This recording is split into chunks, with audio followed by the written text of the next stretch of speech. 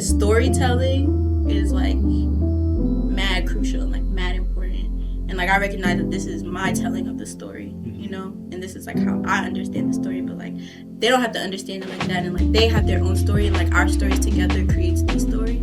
And so I guess like the caveat that I'm giving is like this is how I'm receiving the story, like as a child of my mother, and not necessarily being like this is the truth, you know. And I've been learning a lot about like myths and like not dishonoring myths as like, oh, these things that are just like fake, where it's like I learned that like myths are not meant to be taken literal, but that doesn't mean that they don't have the same like so this is a myth, you know what I mean? Okay, the first one. Okay. What is a major misconception about imagination that you've had to overcome, right? I'm listening. Oh, okay. Okay, what is a major misconception about imagination you've had to overcome?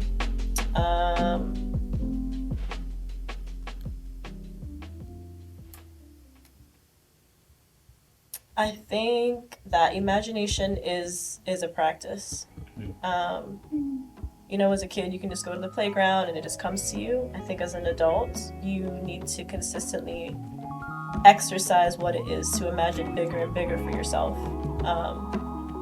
Deeper sense of play, deeper sense of freedom. And just because it doesn't come naturally doesn't mean it's not there. It's still there. You just gotta exercise for it. Was, you know what I mean? Like I feel like I have free range to just like think, feel, be in my delusion without like having anybody telling me, you know, like I think because of the circumstance of like my family and like what it was, like I was really in my internal world and like able to like exist in that without interruption. And I think my imagination when I was younger was moving from a place of lack. Like it was like my imagination was bound up with wanting to prove myself, and at the same time, like because of that lack, it was also like a certain level of like self-deprecation too. So I don't think that I always imagined wellness for myself, you know. Like I don't know that I thought I deserved that, and I think now to be at a place where I recognize that like so I think I still struggle with this too, of like going in between like superiority or inferiority.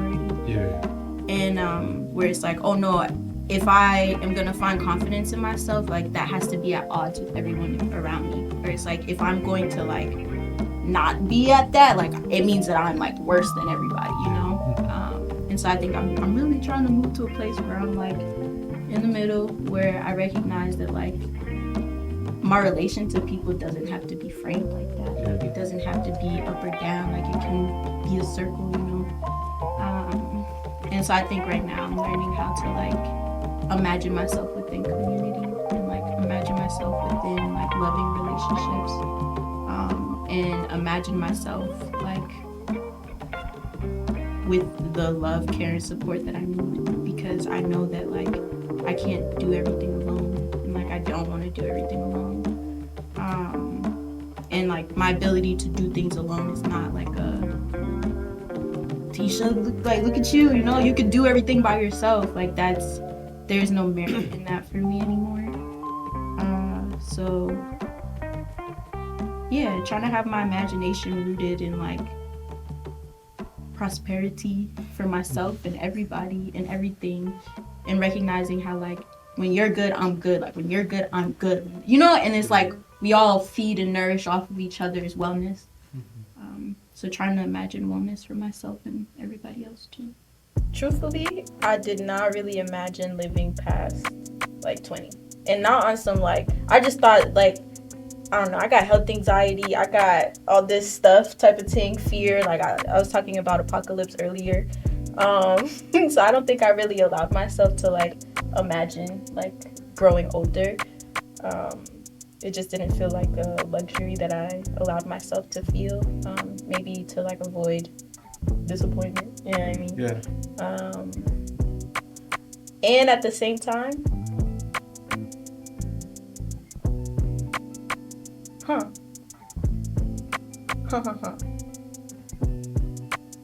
I think I thought when I was younger, more so maybe I did an activity one time at camp, and they asked us, like, we were like 15, and they're like, where do you think you'll be in 5 years? I'm like, 5 years? I don't know. And I felt like when I was 15 versus like imagining being 20, I think I just imagined 20 as this like, I'ma know who I am, I'ma know what I'm doing, I'ma know type of thing. And I think that's different than who I am now, because I recognize that like the knowing is always like developing. Like there's never gonna be a point where I'm like, oh, finally I'm Tisha, you know? Like it's just, I think where I am now is recognizing like this shit, like growing up will continue to like mean change. So. And for myself, I think similarly, like I didn't imagine myself past like a certain age, like 20 or 25. And I was actually like reading back into a journal, and I like had that written down, like, oh, I didn't imagine myself like past this age. Like, what do I do like next? Also, I think for myself, a lot of like my imagination of myself, especially when I was younger, was very much like influenced by like what like my mother imagined for me, or like my father or my siblings or things like that. And also I feel like I was really present and aware of just like my like conditioning and like space like in the world, I think at a young age. So I think that also kind of like influenced how I interpreted like potentially imagining a different version of myself.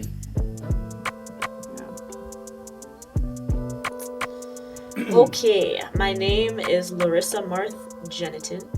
I am an actor, poet, director, creator. I would love people to know about me that I have a very, very big heart, and I'm incredibly, incredibly empathetic. So I have a lot of love to give, but please don't abuse it.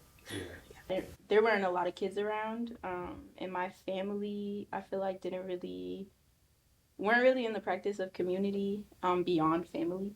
So I didn't always feel like I had like friends or like people outside of my immediate family that I could like hang out with or go to or talk to. But the first thing that came to my mind was, I remember I was like between that age, and I remember there was like a house across the street from me. It was this white family, but they had mad kids. Like different ages. And I I remember I would imagine like writing them a letter and then like slipping it under their gate, just being like, yo, like I'm Tisha, like I want to be friends.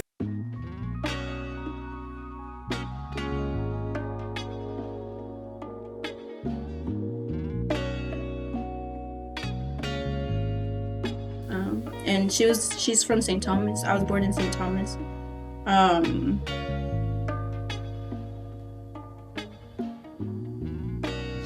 So I'm just like, I don't know what she was imagining, but like because of her imagination, like because of like her relationship to creation, which is like I experience creation in a very particular way in regards to like being an artist and like using creation energy to like create these like pieces of work, but like not dishonoring like the sanctity of like sex and like that as like the creation, you know.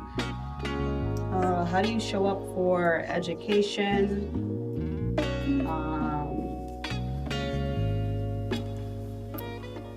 feel like actually I feel like I've been working in tandem with thinking about education for a while. I've like mentored like young folk, thinking about their like careers beyond high school. And then, I don't know, I feel like this is a hard question because there's many different ways to think about it. Like also me just being a student of life, and being like yearning to like learn more. I didn't feel any type of like spark from like being in the classroom for the most part. when I felt like how I felt in making art and like being in my art classes, that really nourishing and feeding me.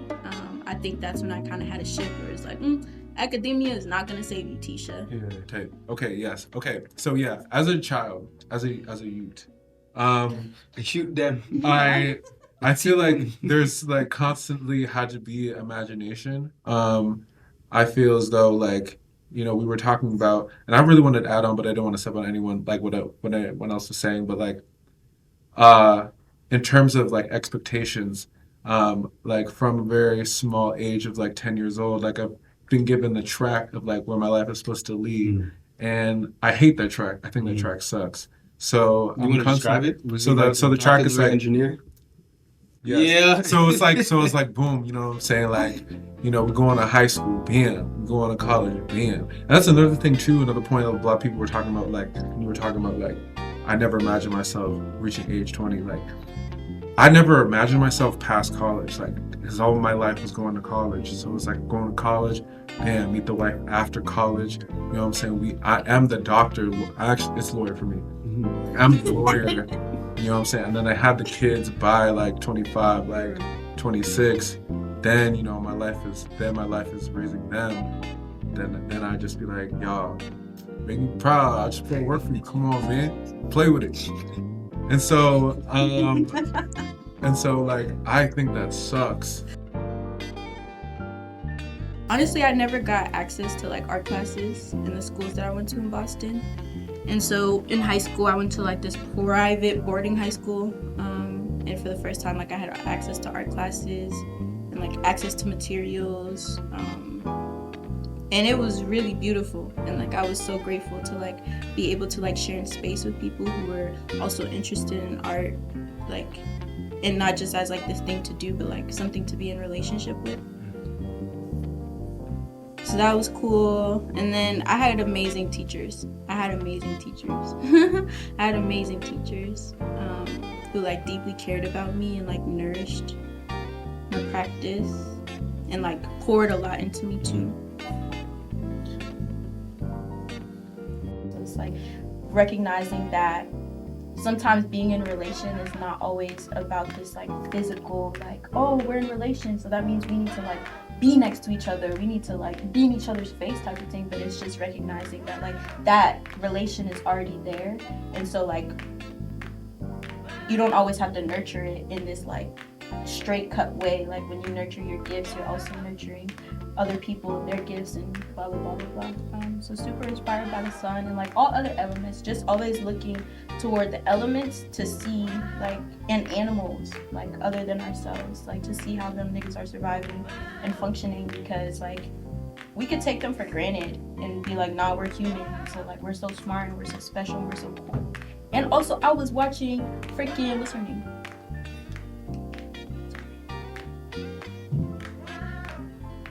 Braiding Sweetgrass.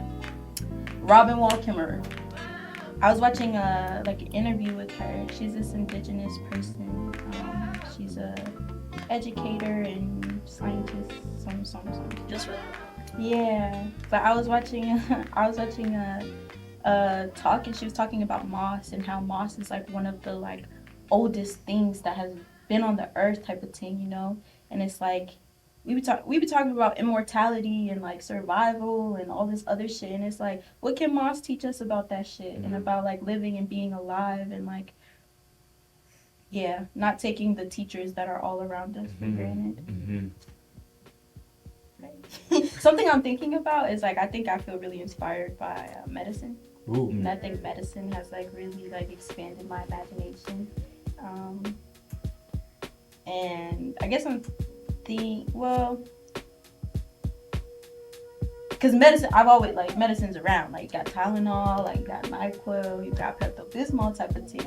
But I think within the past couple of years, like going into farming, like learning more about herbalism, and then just like, yeah, just recognizing like that, like a message that I got before was like, there's medicine for every sickness.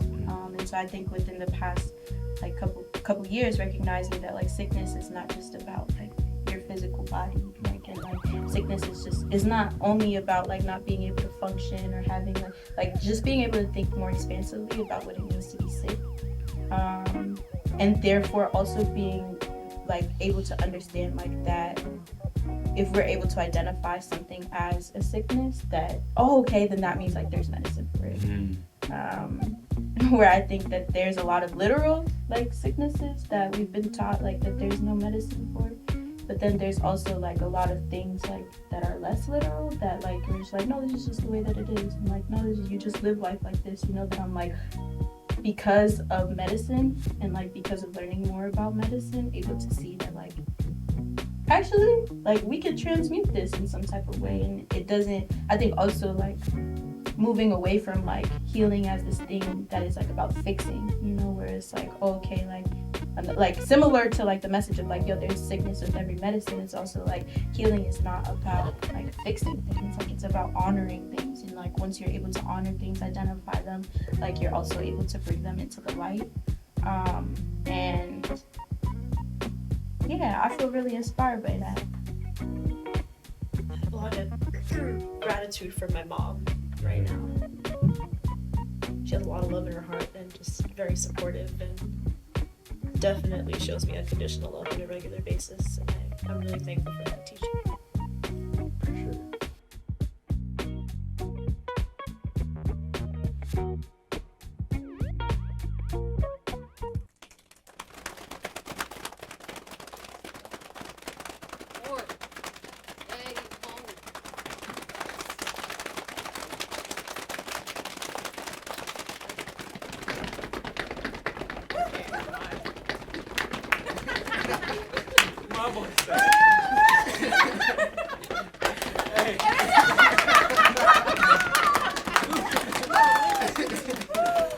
Hey, yeah, that's it.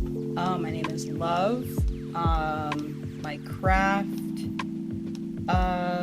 currently right now it's, I think, very focused on like process, and like gathering a sort of like album of like just experiences and stories that I feel are very familiar to me.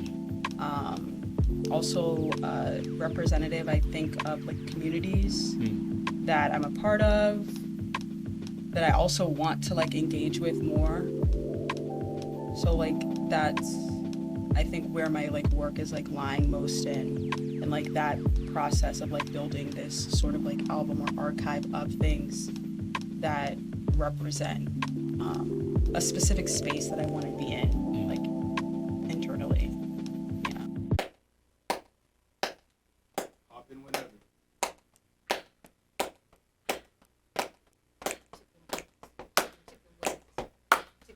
Hold up. Hold up. Hold up. Hold up. Hold up. Hold up. Hold up. This is so funny. How do you practice safety? I say it's funny because I think that that's a question that that is present in regards of like, how do I take care of myself and like keep myself in health and wellness, and recognizing that that's on me. Yeah. And like, yes, the people around me like are also like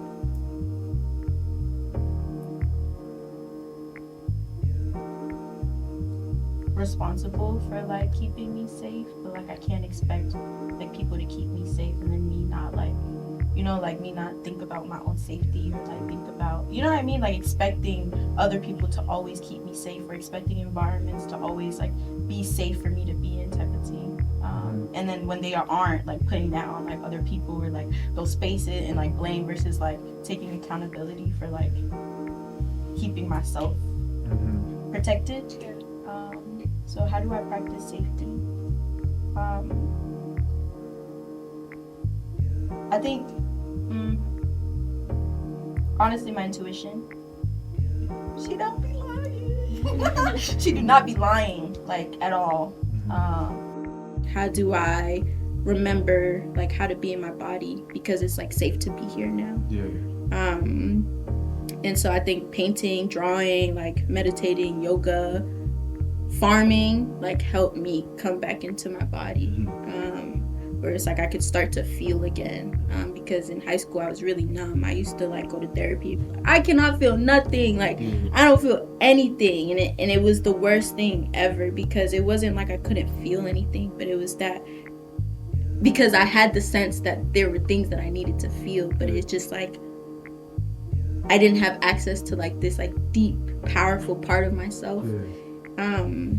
And literally I know why that happened, and I know like the shift that made that happen. Like I remember one time, like in childhood, I was just always really sensitive, and it wasn't always safe to be sensitive in my house. Like I wasn't like consoled or like told you'll be okay, you know what I mean? And I was a cry baby. And I remember one time I was just in bed and I was just crying and I was like, I ain't never crying again. Like we are done with the crying, Letitia. And literally after that I ain't crying. But it was a curse. It was a curse because like now I recognize like how important my feeling is and like my sensitivity is to like my ability to like be present in the world and to like be able to receive the gifts that like feeling allows you to. Yeah, I think that's something else too. I think my inner voice as a kid, I think was more a collage of the people around me that I thought were like telling me what was right to do. And now I feel like it's a quiet voice, but it's definitely more me, and I'm trying to like bring that out a little bit more and also have that also be the voice of affirmation in my life day to day. So I'm trying to weave that as much as I possibly can.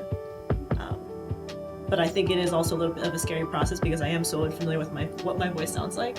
So I think like there's also a trust that I'm trying to build right now. I just did not think I would have to build up as a kid. I thought by 27 it would be like, nah, she's got it. But it's it takes a little bit more time. It's just mad important to like name like who your references are, like who you're inspired by, like who helps you, like who listens to you, like all those things are mad important. And I think about study a lot and like I think about learning a lot and I think a lot and I do that like a lot. Like I'm constantly like referencing and like searching and trying to find somebody who's like talking about the things that I'm thinking about or talking about or doing. And Audre Lorde says, she's like, there's nothing new under the sun. Like there's nothing. So I think just in my practice, it's always important to like recognize that, to not like never get to like, yeah, Tisha, and like this is my piece and like da da da da da. Like there's so much that I'm always referencing from. And so it's just a beautiful practice to name those people and those things and like to like bring those spirits into the space. Like in a form of like gratitude, reverence, and just like that's how you keep people alive. Being recognized and like being seen, where it's like, oh nah, like you're alive, like you're present, like you're this like being, you know, like, and like we are resonating in space together. So like I've always like wanted that with people, but I think now I'm recognizing that like I need to say what I need to say because spirit is guiding me to say it, and like I don't know the impact that it can have on the air around me and like what that will do to like, you know what I mean, like on these like really small levels. I started drawing because it just felt good, like and I think during that time I was like able to remember that like I really do this for the tactile feeling of it. Like I do this because it feels good. Like when I put the paint on the, like it's a sensation that feels amazing. And so like I think that shift where it's like moving from a place of like doing things because like they look good and like doing things because they feel good, and like part of that transition too was like leaving school and like for the first time like asking myself to return to my body, because for like a lot of my life trauma and like dissociation, like I did so much to not be in my body, and I honor and I respect that version of Tisha because like that's what she needed to do to survive, and like that like kept her healthy and well in the way that she needed to in order to like survive like the academic spaces that I was in, and like to survive like the emotional, mental, whatever things that I was experiencing outside of myself.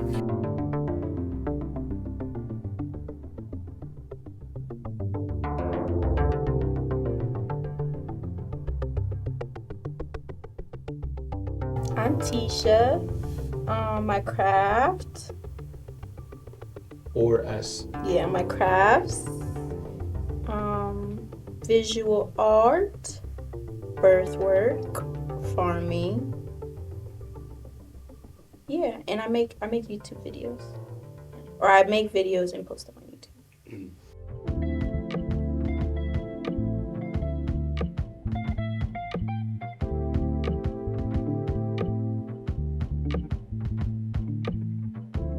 Wow. How was we there?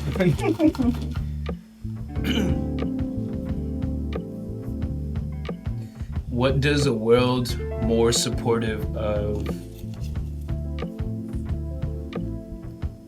community look like? In regards to like collaboration, like I often think about, because like painting in particular, like drawing, that always feels isolating. Like I remember in high school, like I would always go to the painting studio and like be the only person in there, and it was lit. I'm very grateful because I got like the space to myself, and really people would only be there like the night before if we had like a project due, whereas like I was always in there like painting or like doing my work. And so it felt isolating, where I'm like, why isn't anybody else in the painting studio? Or I'm like, why can't my art practice be one where like I'm around people all the time? Like it's like people were willing to come to the painting studio with me and like would, but it's like after a while it's like this isn't engaging, you know, like the little whatever. Like sometimes I would just go to the studio and like look at my work, you know. And so like I think over the years, just like feeling a sort of resentment with my practices and feeling like these are things that I don't get to engage community with, or like that require a certain level of solitude. Yeah, and that's the thing. It's like I'm not alone, but I'm in solitude. And recognizing like how important that is, though. Something that I really imagined a lot about was like love, like a lot.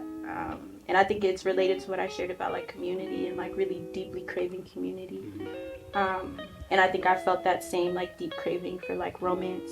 And like, but because of like being a child and like media and shit, like I think my idea of romance was like this like very fantastical like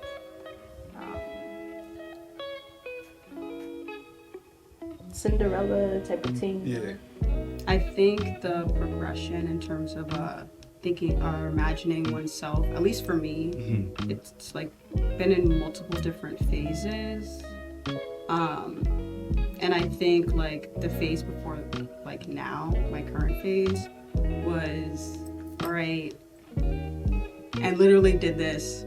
Here are my list of goals. You have to do all of these things before you die. And then after you've achieved them, you can pass. And so I reviewed the list and I'm like, okay, so you've done like everything. What's next? So for me right now, I think I'm imagining myself sort of like, I feel like it sounds so funny because I just love like supernatural and like space, but like me as like an alien, like coming down to like Earth for the first time and like experiencing like being like a human being. And I think that also lends to also like how I perceive myself in terms of thinking about like gender, how people place certain say expectations or interpretations based off of, you know, how I look or the things that I do. And I think I'm in a space where I'm less concerned about that and more like just discovering, similarly to like you, like all of these different things, like trying out a bunch of different stuff, finding like new loves, new passions, and like being like in space with like other people who are also discovering like passions and new loves and things like, and becoming like inspired by that. Yeah, that's kind of where I'm at.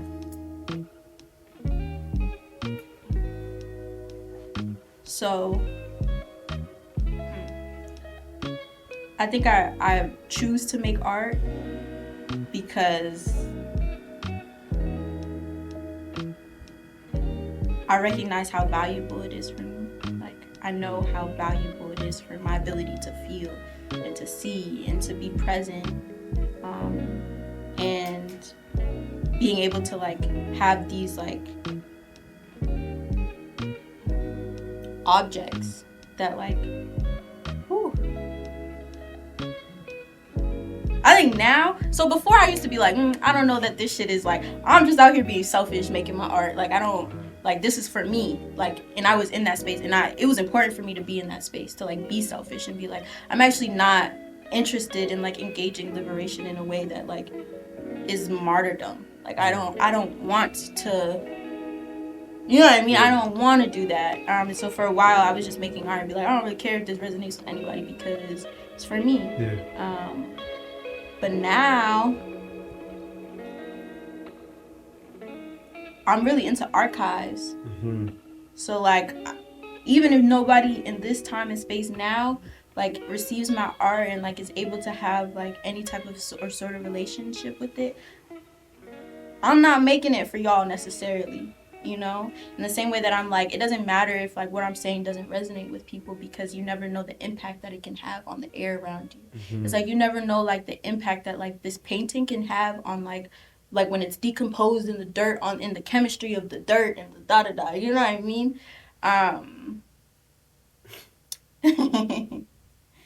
And so I think right now I'm coming into this understanding of like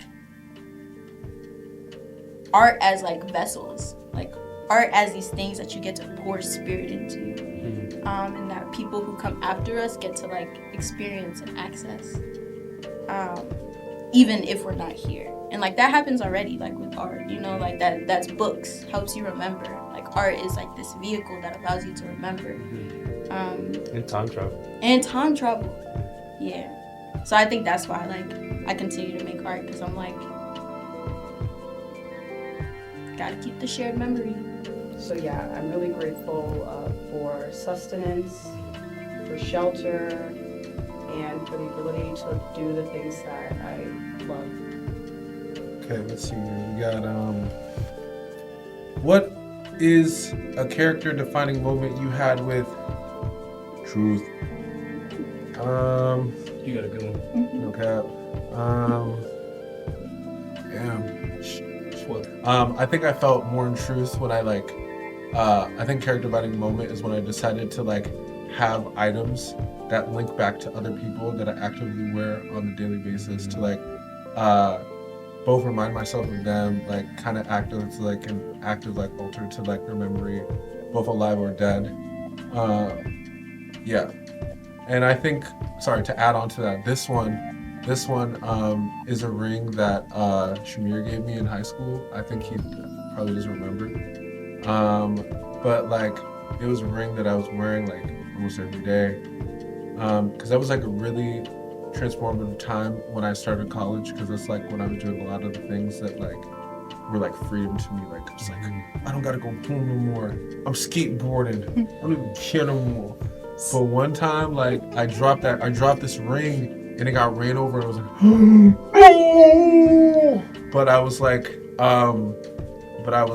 that's where like it kind of took I also had like this, I had this like keychain. It was like a little like monkey that looked like that looked like a rabbit's foot. I called it Hernando. It also got ran over. And I was very like into the kind of like damage or the things that happen to the items that are around me, and like wearing that as well, because it like reflects the damage or like the lifestyle and the debris that has like happened within myself. So it's like having these items reflect both myself and the people around me. I say I spent a lot of time alone, and I think that's a story that I tell myself, because like I may have felt alone, but like when I think about it, like I wasn't actually like in space just by myself, you know.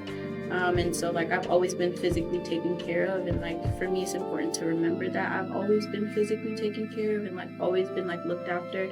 Like it's not like I've ever been in the house by myself, you know. Like I have siblings, and like if my mom was at work, like I would be at a family's house. And so when I think about like growing up, I would spend a lot of time with a great aunt of mine, and she has a daycare. So Yeah, I just remember spending a lot of time with my great aunt, for real, and like just like always being around older people, and like maybe the aloneness that I felt was like not being able to engage like adults in a way that was like that felt like this, or like that felt that we were on the same level. So it's like I feel like I was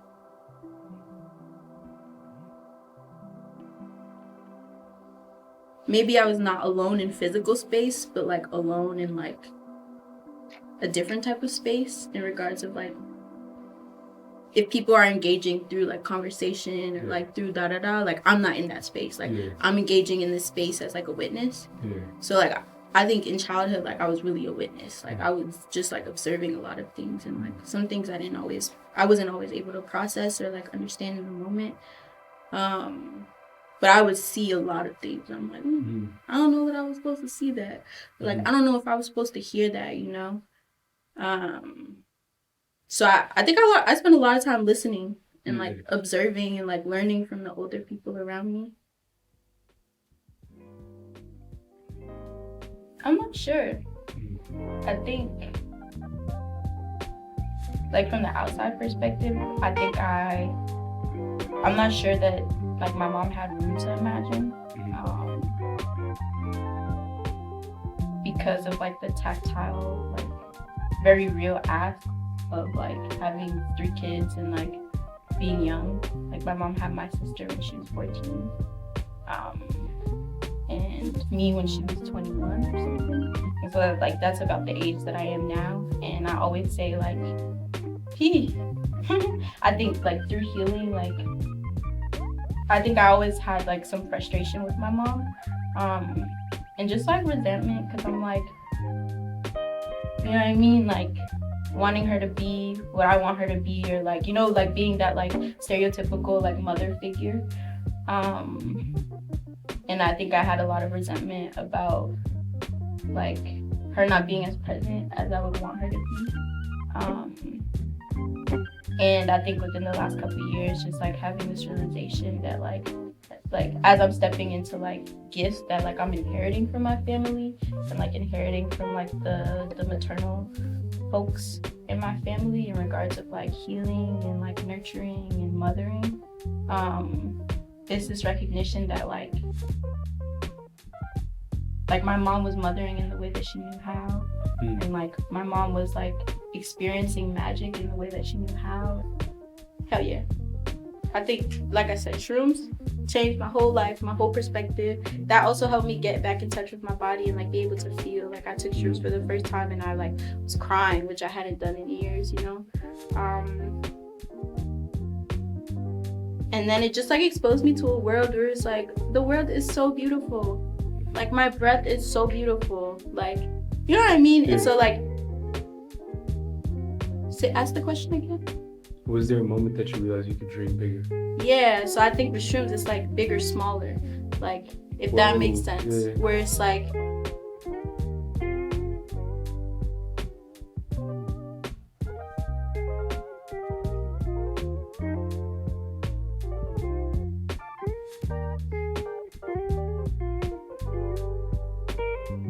I think part of like where I'm at now is recognizing like bigger isn't really better, like if that makes sense. Like, and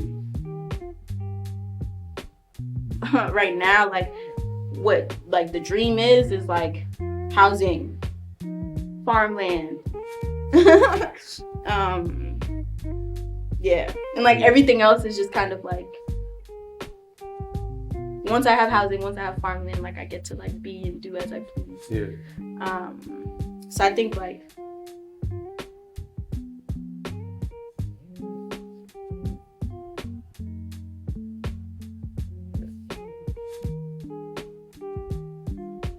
a transition happened when I realized that like my dreams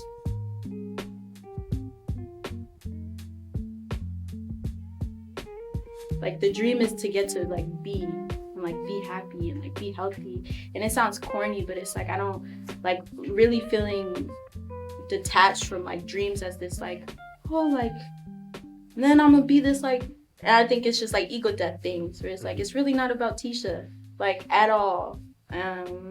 Like teach the specificity on the earth in this time and space right now is so important, and it's such a blessing. And like, I'm not in scarcity, you know, where I'm like, oh, like, I have to do everything in this lifetime, and I have to like da da da da da, and I have to prove myself, and I have to da da, you know what I mean? Like, I'm at a place now where I'm like, if I just want to wake up and breathe, like, that's enough. Wow. And I think that comes from a place of like we definitely like wartime, you know, like, and like we live under violent systems. So I think I don't want to act like that doesn't influence my dreams too, though. Yeah. Where I'm like, basic necessities are my dreams because fucking we are not free. And at the same time, like, choosing freedom in a way that like is counter to like the like larger narrative, and still like what freedom is in this time and space now.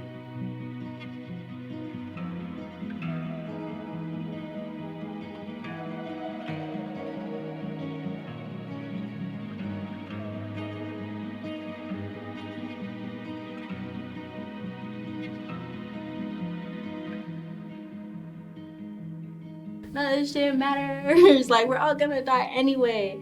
I used to feel like that for a long time, and that was my way of processing the fact that like I felt really helpless. And I think now I understand like that, like, if I want to be liberated, like, or if I want liberation to be something that like we are all experiencing, like, I need to practice liberation with myself. Like, the form and the content like have to match each other. It's like I can't be like, oh, I want everybody to be liberated, but my way of getting people liberated is not liberating for me. Yeah. Where it's like I think a shift happened where I used to like be super into like activism and like people need to give me my freedom and like give me my rights back, and that's beautiful, lit, no like nothing, like it's all like a, you know what I mean? Same ecosystem. Yeah, it's the same ecosystem. And I think there was a shift where I was like, I don't have to ask nobody for nothing. Like, you know what I mean? And that's not entirely true, because like we need each other. Like, we need each other. We need each other. Like,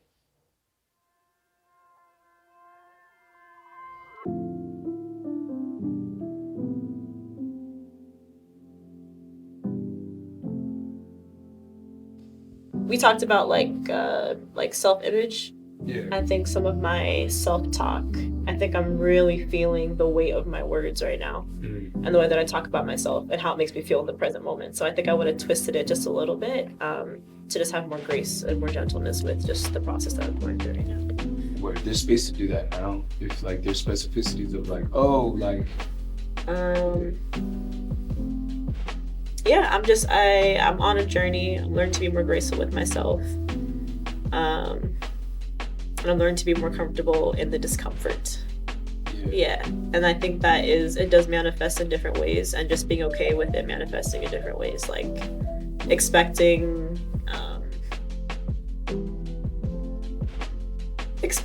an unrealistic sort of standard of perfection that I think I've also held on to since I was little. I can start to let that go. I'm not really making work, like you said, to be seen or like to show people, or, you know, like it's more so like this thing that I'm engaging with myself, and like, but I'm not with myself. And so I think part of the process that I'm like moving into is recognizing like how like I'm working with spirit. And like I think when I talk about like feelings of like being alone or like blah blah blah blah blah,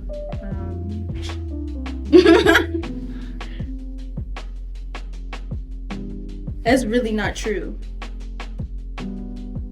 I think love is like really beautiful. I think love is really, really, really, really, really